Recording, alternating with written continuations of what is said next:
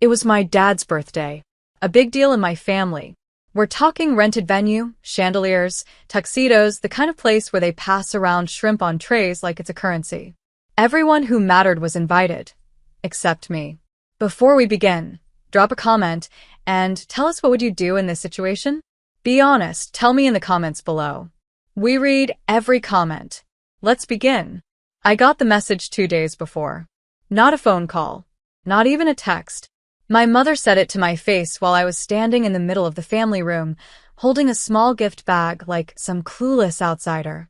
"You're not invited," she said, loud enough for the cousins and aunts to hear. "Don't embarrass yourself by showing up." I looked around. No one defended me. Not my dad. Not my sister Tessa. No one.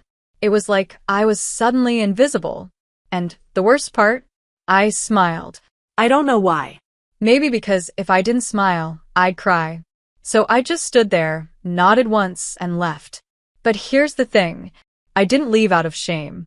I didn't run home to cry into a pillow or scream at the wall. I drove straight downtown to my office. Yes, my office. Because what none of them knew, not even Tessa, was that I wasn't the screw-up they kept calling me behind closed doors. I was their nightmare dressed like a silent success story. They thought I was working some average admin job. They didn't know I owned the entire damn company that Tessa's boyfriend just signed a contract with. I didn't flaunt it. I never needed to. I built Carter Strategic Group from scratch. From flipping coffee at 6 a.m. to closing deals with clients that paid more in a quarter than my family earned in a year. And I kept quiet because I didn't need their approval. I just wanted their peace. But that night, that changed everything. Because after I left the house, something wild happened. Tessa's boyfriend, Zach, this clean-cut, tailored suit, Wall Street energy guy, he showed up at the party all ready to propose. He had no idea what had gone down before he walked in. And when he asked, "Hey, where's Olivia?" and someone laughed and said, "Oh, she's not invited," he blinked once, then turned white.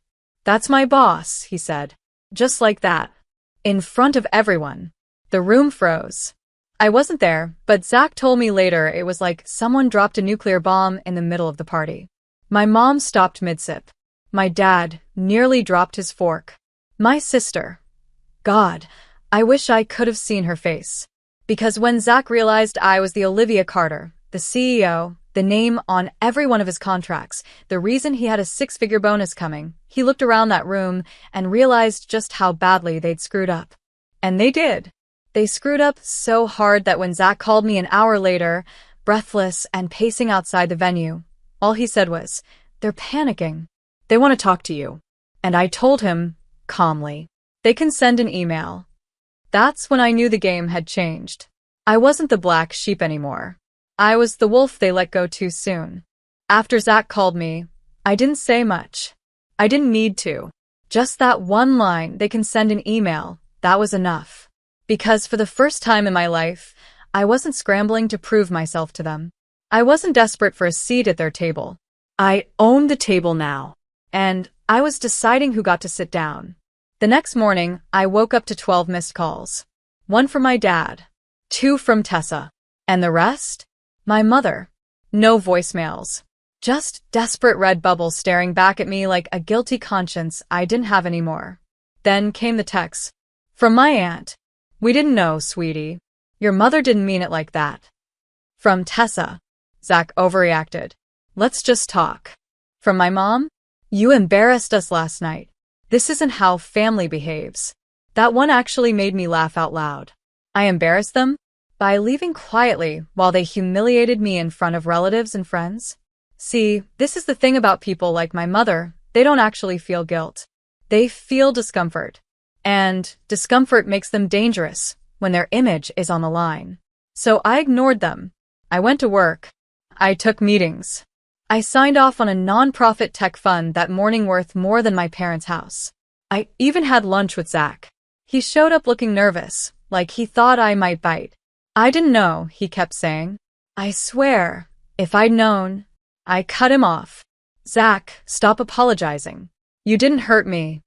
He looked down at his coffee. "Your family did." I nodded slowly. "And now they're scared." Not sorry. Scared. He looked up. Do you blame them? I don't waste time blaming people anymore, I said. I just don't invite them back in. Zach hesitated. Then he reached into his suit pocket and pulled out a velvet box. Small. Square. He set it on the table between us. I blinked. What's this? He didn't open it. He just said, it was supposed to be for Tessa. Last night. At the party. I stared at the box. You're giving it to me? No, he said, then exhaled. I'm returning it. Because last night, when I saw how they treated you, something shifted. I saw through it all. The show. The status. The fake smiles. And I thought, if this is what they do to someone like you, then what the hell am I even marrying into? I didn't say anything. He slid the box back into his pocket. Anyway, I'm done with Tessa. That surprised me. Not because I thought he should stay with her, but because I didn't think anyone ever stood up to my family like that. That night, I did something bold. I sent an invite to the entire Carter family. An invitation to my company's annual gala. Black tie. Champagne towers. Charity auctions. All under the name Carter Strategic Group. I booked the Pearl Ballroom, one of the most expensive venues in Dallas, and made sure my name was plastered on every wall, every banner, every press release. But the real move? I listed them, all of them, as guests, not VIPs, not family, just attendees.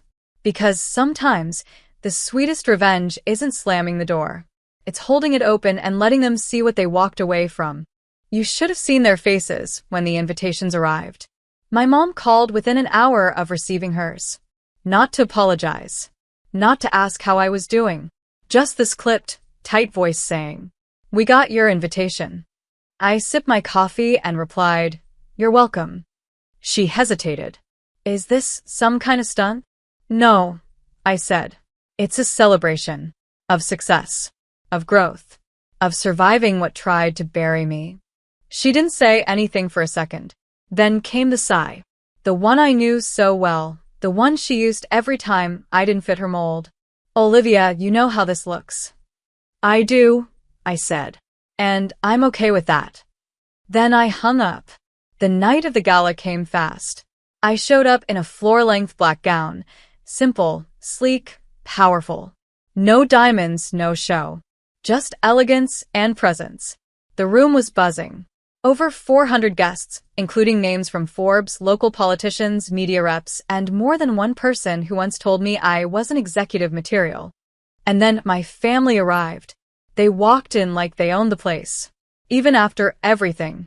Angela wore a navy blue dress that tried too hard. My dad looked stiff in his rented tux. And Tessa? She showed up alone. No Zach, no ring. I watched them from across the ballroom.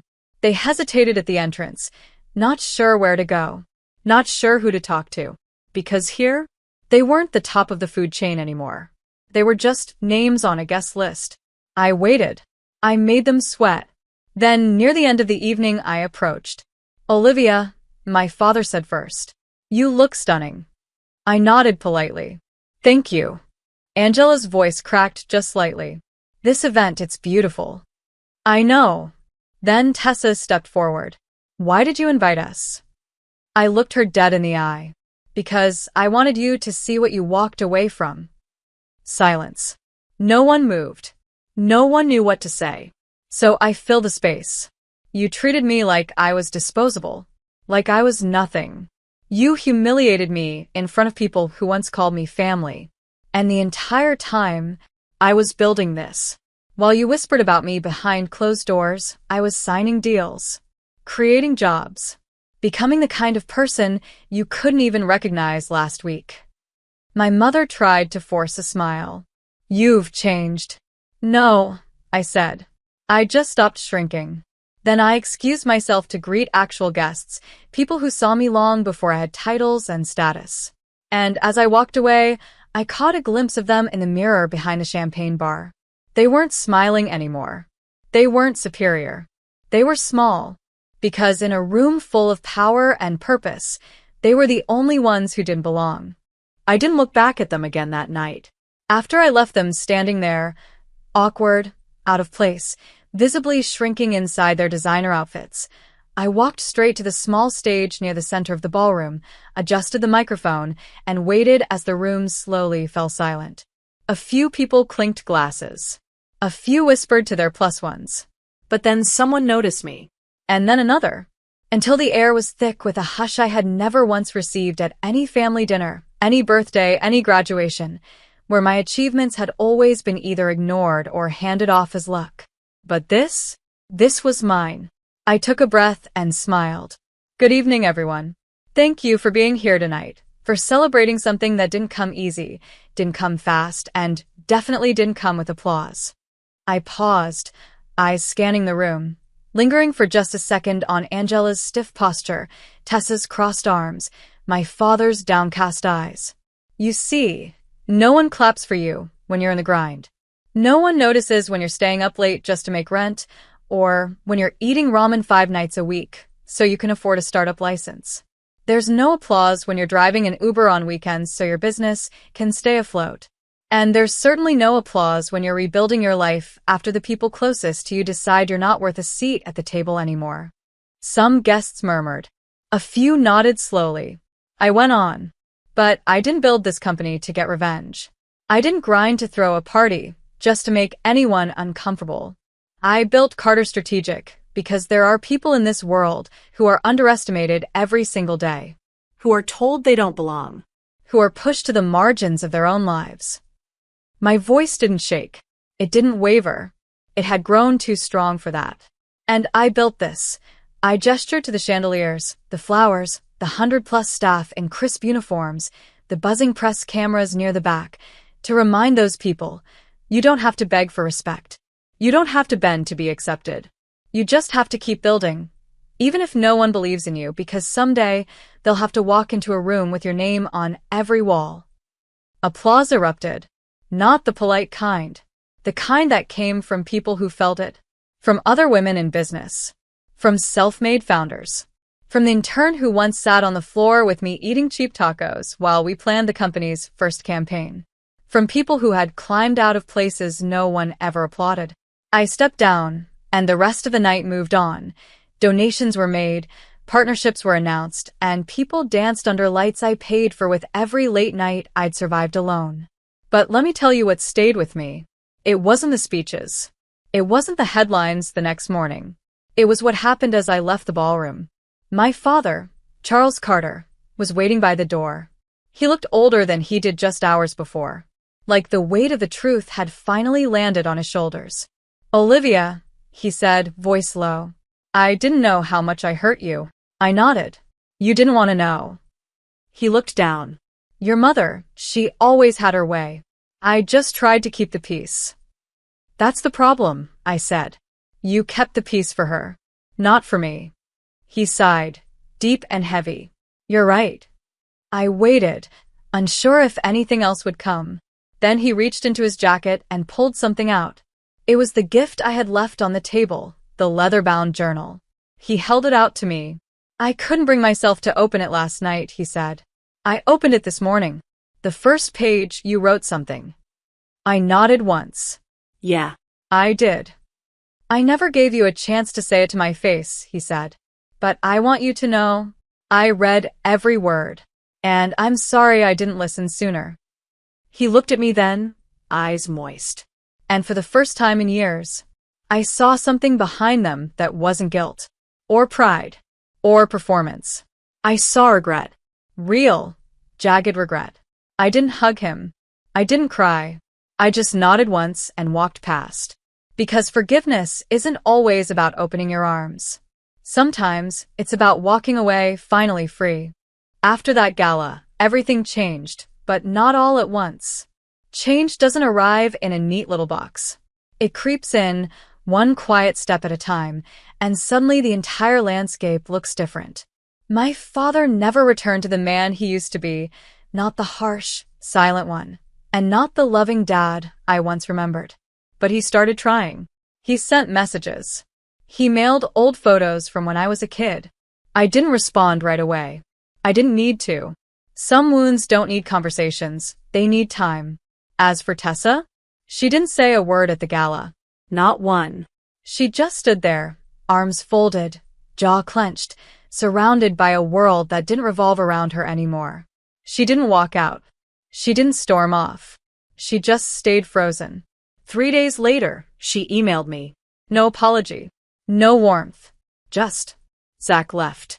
hope you're happy. I didn't reply, because it was never about taking anything from her. It was about finally standing in what was mine. Zach and I? No, we didn't become some perfect love story. He needed to find himself outside of my sister's shadow, and I needed to stand tall without leaning on anyone. But we remained in touch, respectfully, Genuinely. and my mother, Angela Carter, didn't change. People like her don't.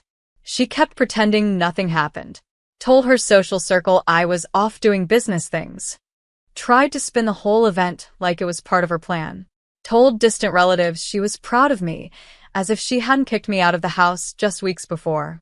But I heard something not long after. One of the aunts, her sister, actually called me. We don't talk much, but she said something that stuck. I was visiting your mom last weekend. She had a photo of you on the piano. The gala photo. I asked her about it, and she didn't say anything at first. But then she muttered, "She doesn't belong to us anymore." That sentence hit different. Not because it hurt, but because it was finally true. I didn't belong to them. I belonged to the girl who used to cry in the basement after being called a failure. I belonged to the woman who signed her first company check with shaking hands. I belonged to every version of myself who refused to give up, who stayed up late building dreams out of doubt and duct tape. And now? Now I belong to me. I don't look back much. I still see them sometimes, in articles, in social media posts, in old emails that surface like ghosts. But I don't feel hate. I don't feel grief. I just feel free. And if there's one thing I've learned from all of this, it's that family isn't who shares your blood. It's who claps when you rise and stands beside you when you fall. The rest? They'll watch from the sidelines, while you own the whole damn stadium.